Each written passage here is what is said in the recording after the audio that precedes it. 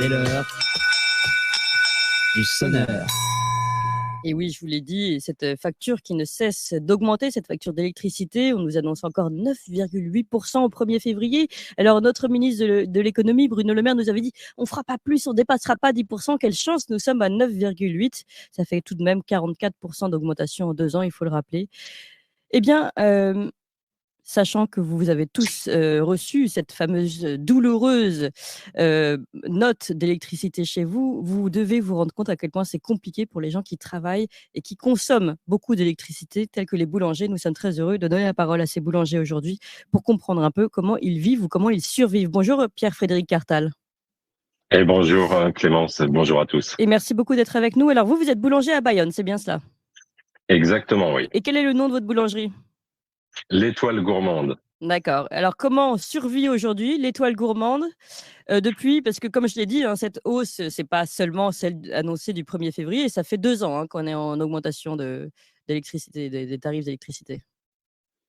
Alors, pour vous donner un état des lieux, normalement, je paye 400 € mensuels pour mes frais d'électricité. Il y a 2 ans, on nous a annoncé une grosse augmentation. Merci l'Ukraine. Alors, prétexte, évidemment, toujours. J'ai donc décidé, et avec un appui, la CMA, la Chambre des métiers de l'artisanat, de faire un audit sur mon électricité pour pouvoir voir comment je pouvais faire une baisse d'économie. Oui, donc vous avez réagi au mieux. Franchement, on ne pouvait pas... oui. Évidemment, sans électricité, je peux rien faire. Tout est électrique. J'ai un four 250 degrés. Évidemment, ça puise énormément d'électricité. Et en tant que boulanger, je cuis toute la journée. Oui. Donc, évidemment, je peux pas me lever à 22 heures pour faire en heure creuse mes baguettes et puis les vendre à 19 heures. C'est irréalisable et il faut arrêter de dire n'importe quoi. Oui. Donc, 400 €. Bon, c'est 3 à 5% du chiffre d'affaires annuel de tout boulanger. Attendez, 400 € d'augmentation là, vous étiez par mois?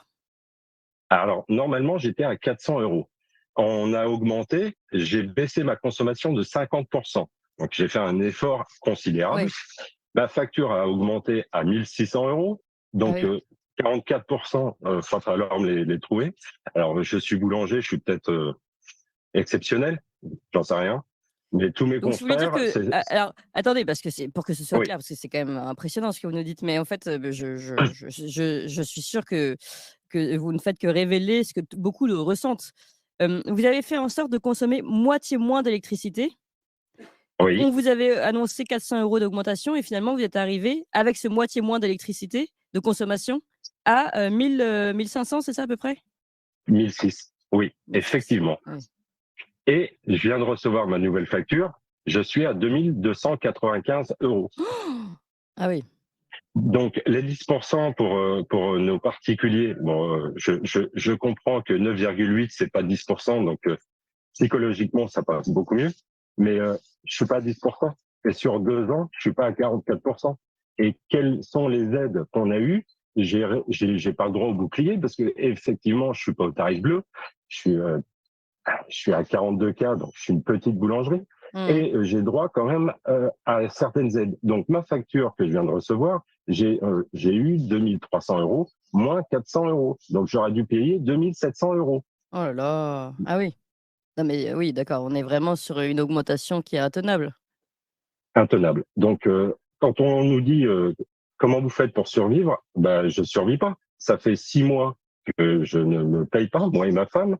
On nous a dit, il y a des problèmes de recrutement, on pouvait pas recruter. Maintenant, il y a des charges, donc j'ai licencié. On n'est plus que 2, on fait 90 heures par semaine et on se paye pas.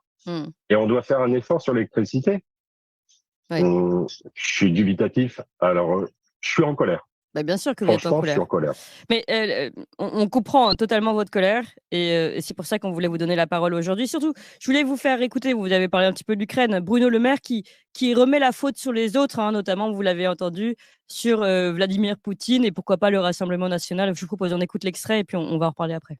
Si les prix de l'électricité ont flambé, c'est parce que Vladimir Poutine, l'ami de Madame Le Pen, a attaqué l'Ukraine et a fait flamber les prix de l'électricité et du gaz. Ils en sont directement responsables. Permettez-moi de rappeler aussi. Voilà, donc c'est à cause de Vladimir Poutine et Vladimir Poutine qui est ami avec le Rassemblement national. Voilà ce que nous explique ici Bruno Le Maire. Je vous ai entendu parler tout à l'heure de dire c'est encore une excuse finalement l'Ukraine. Vous en pensez quoi vous concrètement dans la réalité là, vous qui vivez justement et qui travaillez tous les jours ou qui vous levez tôt? Alors, il faut arrêter avec les prétextes. On nous demande d'être courageux. Je pense que je peux pas faire mieux. Ouais. 90 heures sans être payé, je peux pas faire mieux. Maintenant, c'est peut-être à eux d'être courageux, parce que leur décision, c'est jamais eux. C'est toujours Poutine. Moi, je veux bien. Hein, sinon, je vais voir la Russie, puis je vais leur demander de mon blé aussi. Mais on est autosuffisant en blé, soi-disant. Mais il y a spéculation sur le blé. Donc moi, j'ai eu 50% d'augmentation sur ma farine. Et encore, j'ai la chance d'être accompagné par mon meunier, donc il a limité la casse. Mais moi, sans farine, je fais comment? Après, il y a l'électricité, l'inflation. J'ai un exemple concret, le sucre professionnel, hein, 82% d'augmentation. Ouais. Le sucre, il vient d'Ukraine aussi? Oui. Ah, faut arrêter. Faut Oui. arrêter. Puis en fait, c'est pas Vladimir Poutine qui nous a mis dans le marché de l'électricité ou qui a décidé de mettre des sanctions contre la Russie. Et c'est les sanctions et c'est l'augmentation du tarif du gaz qui nous coûte cher aujourd'hui. Donc, Effectivement. c'est vrai qu'on a l'impression que c'est une façon de rejeter la responsabilité et de ne pas assumer ses propres responsabilités ou tout simplement de ne pas répondre aux Français et à leurs demandes. Aujourd'hui, comment vous envisagez la suite finalement? Comment vous pouvez vous projeter sur l'avenir?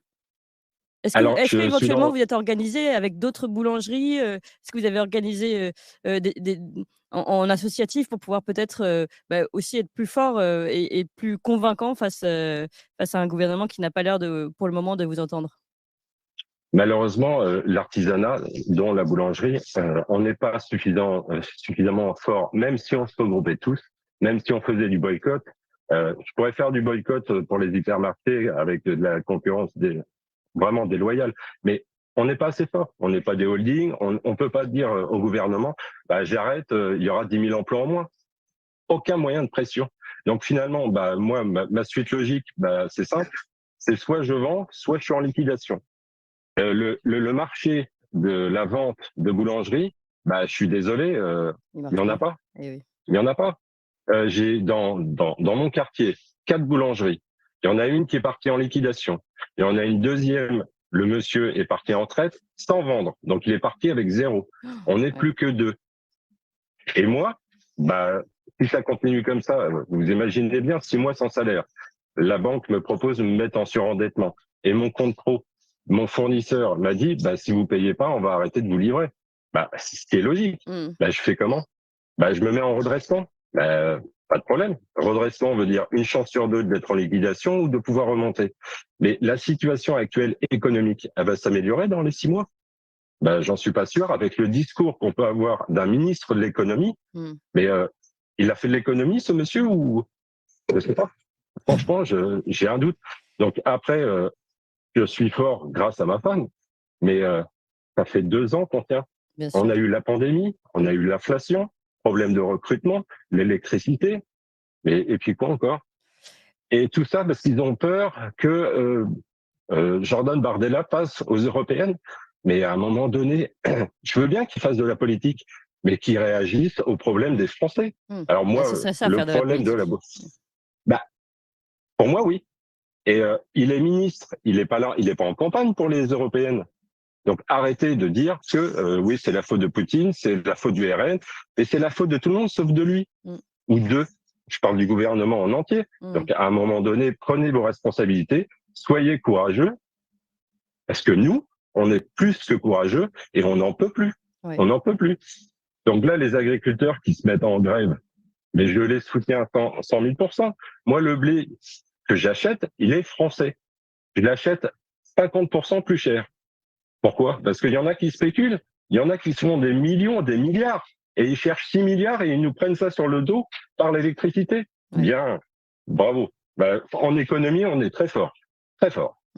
Et justement, c'est la question que je voulais vous poser aujourd'hui. Je pense que ce qu'on disait en introduction, finalement, beaucoup sont mécontents et dans l'incapacité de faire leur travail et d'être rémunérés pour leur propre travail. Ce qui est votre cas, ce qui est le cas des agriculteurs. Finalement, est-ce que vous ne pensez pas qu'il faudrait rejoindre, entre guillemets, ce mouvement et faire un grand mouvement général pour peut-être mieux se faire entendre? Alors, j'adorerais rejoindre ce mouvement. Il y a un jour, c'était la fête On avait fait un rassemblement il y a 1 an des boulangers. Le problème, c'est que si je me mets en grève, Ouais. ma boutique tourne plus. Bah oui. Je paye comment mes factures? Donc, je suis point et lié. Oui, je les soutiens. Oui, je vais être en grève. Oui, je veux faire comprendre au gouvernement que nous souffrons. Mmh. Mais je fais comment? Je ferme. Les clients, ils me soutiennent. Ils me disent, bah, fermez, allez-y, que je prouve ma colère. Aucun problème. Mais si je ferme, bah, j'ai plus de chiffres. La banque me saisit. Ouais. Ouais, non, mais je comprends. Mais vous avez raison, mais c'est bien de le rappeler. C'est bien de rappeler que vous êtes avec eux. Et finalement, comme beaucoup de Français d'ailleurs, hein, beaucoup sont aujourd'hui derrière les agriculteurs, peut-être aussi pour leurs propres revendications. On l'a dit, il y a beaucoup d'artisans, beaucoup de petits entrepreneurs qui ne peuvent pas tenir aujourd'hui, notamment avec cette hausse de l'électricité. Mais vous l'avez rappelé, il y avait d'autres choses, hein. Il y avait l'inflation, l'augmentation des coûts, les charges, évidemment. Donc, tout ça s'ajoute. Ces choses s'ajoutent les unes aux autres et ne font que rendre de plus en plus difficile, évidemment, le fait de pouvoir vivre de son travail, ce qui est quand même tout à fait indécent. Écoutez, en tout cas, on est vraiment de tout cœur avec vous, Pierre-Frédéric Cartal. On relaye nous aussi, et c'est pour ça, tocsin sert à ça, on sonne le tocsin pour parler Oui. justement de la France aujourd'hui, de la France qui aimerait tenir debout, mais qui malheureusement ne peut pas tenir, ne peut pas respirer même, et qui est asphyxiée par ces factures notamment. Bon courage à vous et bon courage, on l'a dit, à tous les agriculteurs à qui on va donner la parole dans quelques instants tout à l'heure dans notre corps à corps. En tout cas, Pierre-Frédéric Cartal, on garde contact avec vous, on vous redonnera la parole régulièrement pour suivre un peu les évolutions que j'espère malgré tout positives. À très bientôt en tout cas et bon courage pour ces